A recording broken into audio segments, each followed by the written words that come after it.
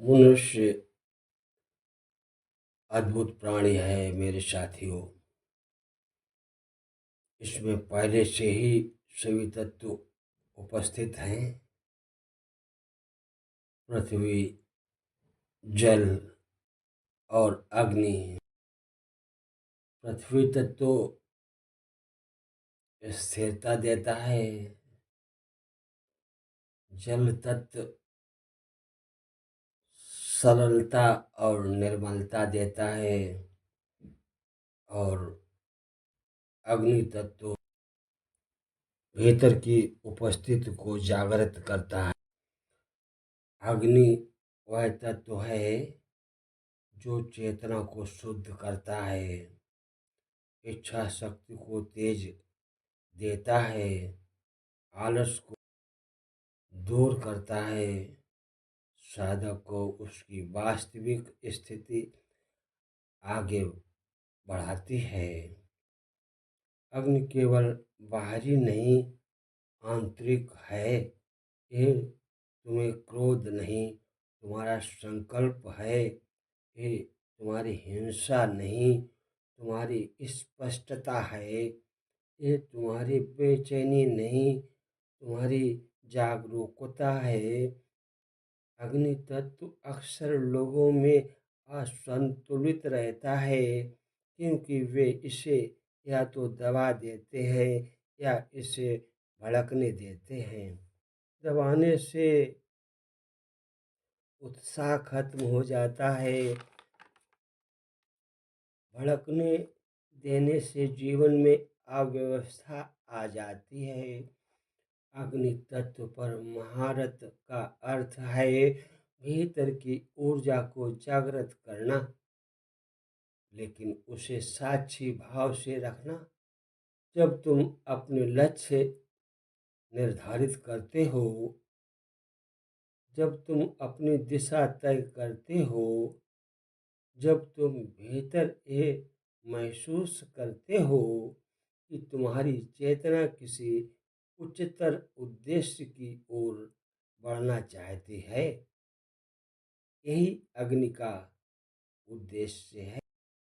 अग्नि तत्व भीतर की धुंध को साफ करता है। ये भ्रम, आलस, जड़ता सबको जला देता है। लेकिन तभी संभव है जब साधक अपनी अग्नि का सम्मान करे, उसे व्यर्थ क्रोध, ईर्ष्या, संघर्ष में मत झोंके। अग्नि का सही रूप है विवेक, स्पष्टता, तेज, पवित्रता और दिशा। जब साधक अपनी अग्नि को सही दिशा में लगाता है, स्व विकास में, मौन में, तब उसका अस्तित्व तेजस्वी हो जाता है। उसकी आंखों में चमक, उसके शब्दों में प्रभाव, उसके कर्मों में शक्ति और हृदय में दृढ़ता आ जाती है। लेकिन अग्नि का संतुलन तभी होता है जब पृथ्वी और जल दोनों संतुलित हों। उनके बिना संतुलन की के अग्नि स्थिरता की जगह हिंसा बन जाती है और बिना करुणा की अग्नि अहंकार में बदल जाती है।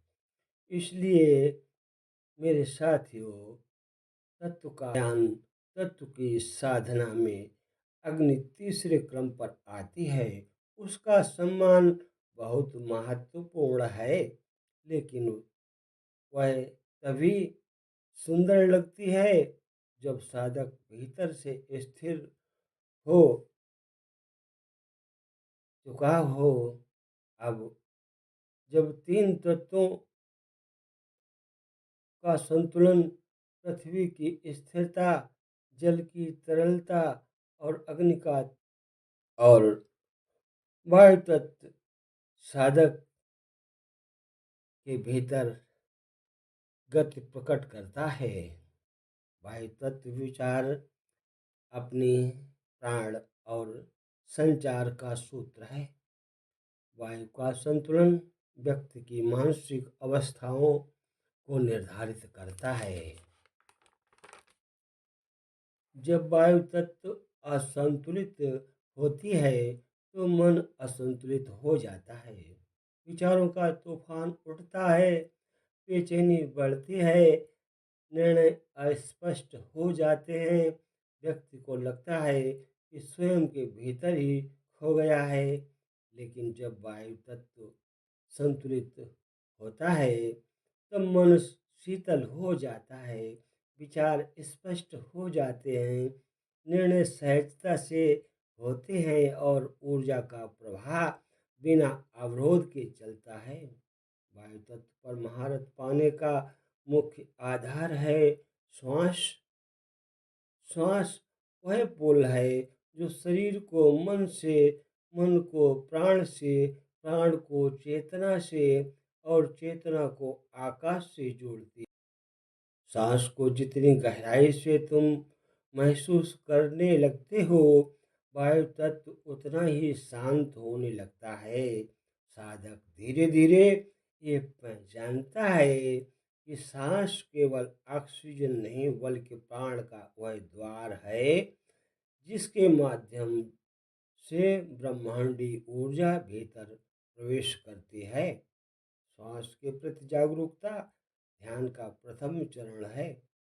जब तुम श्वास लेते हुए केवल इतना देखते हो कि वह भीतर जा रही है, बाहर आ रही है और तुम उसके पीछे नहीं जाते, उसे रोकते नहीं, उसे सुधारते नहीं, उसे नियंत्रित नहीं करते, तो तुम धीरे धीरे वायु तत्व के स्वभाव को समझने लगते हो। उसका स्वभाव है स्वतंत्रता।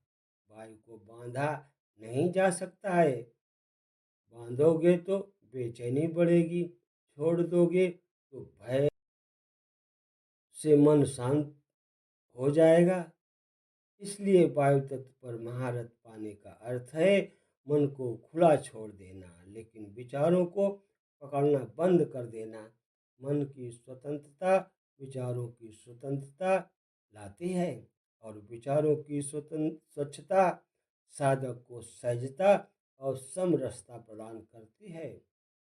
अब वायु संतुलित होती है तब साधक का मन उसके शत्रु की तरह नहीं बल्कि उसके साक्षी की तरह। जब चारों तत्व संतुलित हो जाते हैं तब पांचवा तत्व आकाश देख देकर प्रकट हो जाता है।